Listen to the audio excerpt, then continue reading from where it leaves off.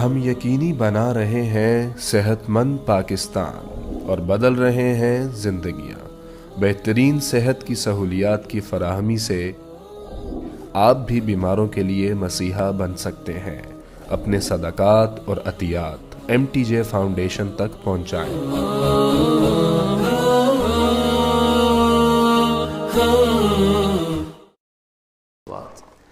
جو لوگ اپنے مال خرچ کرتے ہیں دن میں رات میں کھل کے چھپ کے، ان کا اجر اللہ کے ذمے ہے، اور ان پر نہ کوئی خوف ہوگا اور نہ یہ غمگین ہوں گے۔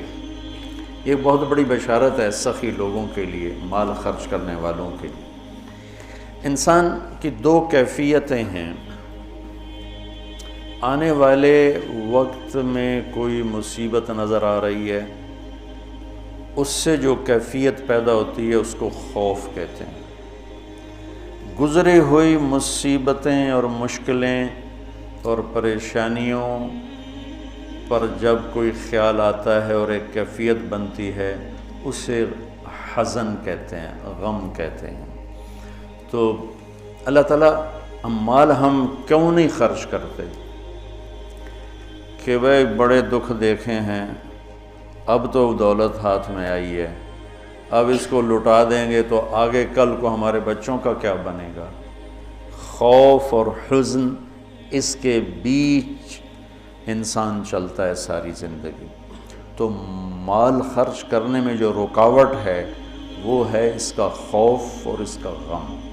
تو اللہ تعالیٰ لا خوف علیہم ولا ہم یحزنون، تم اللہ کے نام پہ دو، نہ تمہیں کبھی خوف آنے دے گا نہ تمہیں کبھی غم آنے دے گا۔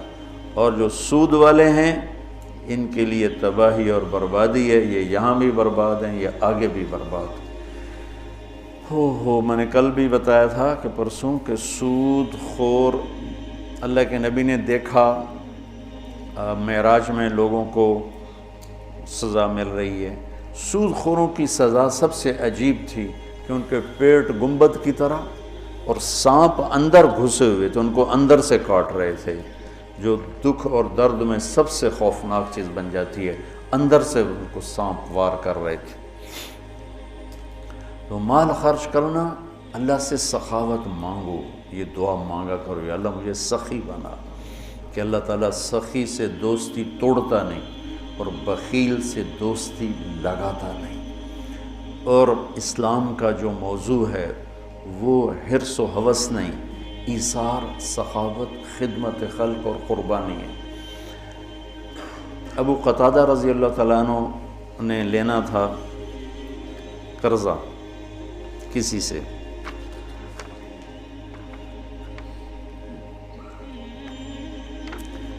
وہ لینے ان کے گھر پہنچے، وہ گھر چھپ گیا، تو باہر کھڑے ہو گئے، انہیں زور زور سے آواز دی، باہر نکل، مجھے پتہ ہے تو اندر ہے۔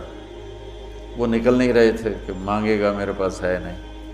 جب انہوں نے بہت اصرار کیا تو باہر آ گیا، تو آپ نے فرمایا کیوں چھپ رہا ہے مجھ سے؟ کہ میں تنگ دست ہوں، ادا نہیں کر سکتا۔ تو ابو قتادہ رونے لگے اور فرمایا جاؤ، معاف کیا۔ پھر فرمایا کہ جو اپنے قرض خواہ کو مہلت دے یا معاف کرے، اللہ تعالیٰ اسے قیامت کے دن اپنے عرش کا سایہ نصیب فرمائے۔ اور ایک عجب حدیث ہے کہ اللہ کے نبی نے فرمایا بنی اسرائیل میں ایک شخص تھا، وہ اللہ کے سامنے پیش کیا گیا، تو اللہ نے پوچھا کیا لائے ہو؟ اس نے کہا تیرے لیے کچھ بھی نہیں لایا۔ پھر اللہ نے پوچھا کیا لائے ہو؟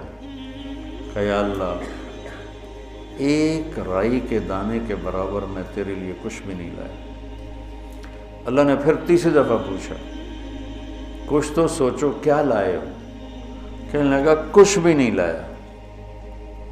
پھر کہنے لگا ایک بات ہے اگر تیری بارگاہ میں کہ اس کی قیمت ہے تو۔ اللہ کو تو سارا پتا تھا۔ اللہ نے پوچھا کیا؟ کہنے لگا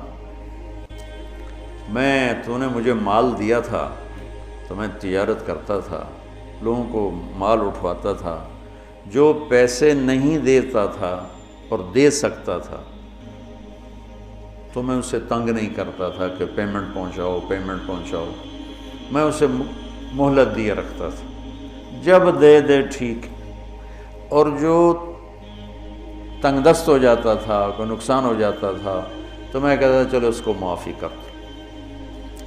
تو اس پر اللہ تعالیٰ نے فرمایا تو میرے جیسا بننا چاہتا ہے، یہ تو میری صفت ہے کہ میں اپنے بندوں کو معاف کرتا ہوں، مہلت دیتا ہوں، چل بس اسی پر تجھے جنت کا فیصلہ، نہ نماز، نہ روزہ، نہ حج، نہ زکوٰۃ، نہ ذکر، نہ تلاوت، کچھ بھی نہیں، صرف اللہ کے بندوں کے ساتھ۔ اب یہ مزاج شریعت ہے۔ اور سود کیا ہے کہ اگلے کا خون نچوڑ لو، اس کی رگوں میں جو بہتے والا خون ہے وہ بھی نکال۔ تو سود خود غرضی، حرص و ہوس اور لالچ کی بنیاد پر ہے، اور اسلام ایثار، قربانی کی بنیاد پر ہے۔ مدینے کے نبوی دور کی کیا زندگی، ایک صحابی نے بکرے کو ذبح کیا، اس کی سری ایک گھر بھیجی، اس نے کہا ہمارا تو آج کی روٹی ہے، اس کو دے دو، وہ اس کے گھر چلی گئی۔ انہوں نے کہا ہمارے گھر آج کا کھانا ہے، اگلے کو دے دو، وہ اگلے گھر چلی گئی۔ انہوں نے کہا ہمارے پاس آج کا کھانا ہے، اگلے کو دے دو۔ 7 گھروں میں سری چکر کاٹ کے پھر پہلے گھر میں آ کے اگلے کو دے دو، اگلے کو دے دو، اگلے کو دے دو، اگلے کو دے دو۔ یہ اسلام کا ذوق ہے اور مزاج ہے، سخاوت، لوگوں کی خدمت، لوگوں کے کام آنا۔ ایک شخص نے کہا یا رسول اللہ ارید ان اکون خیر الناس، میں چاہتا ہوں سب سے بہترین فیصلہ بعد میں شمار کیا جاؤں۔ تو آپ نے کہا کن نافعا للناس تکن خیر الناس، لوگوں کو نفع پہنچایا کر تو سب سے اعلیٰ درجے کا، سب سے بہترین انسان بن جائے گا۔ تو اللہ تعالیٰ امت کو ہمت دے، ہمارے تاجر اور ہمارے ذمہ دار یہ سود سے بچیں، اور جو ہمارے عوام الناس میں مالدار لوگ سود پہ پیسہ دے رہے ہیں اس سے بچیں، تو ان کی آخرت بھی بن جائے گی، ان کی دنیا بھی بن جائے گی۔ اللہ تعالیٰ نے کفر کے خلاف اعلان جنگ نہیں کیا، اللہ نے سود کے خلاف اعلان جنگ کیا۔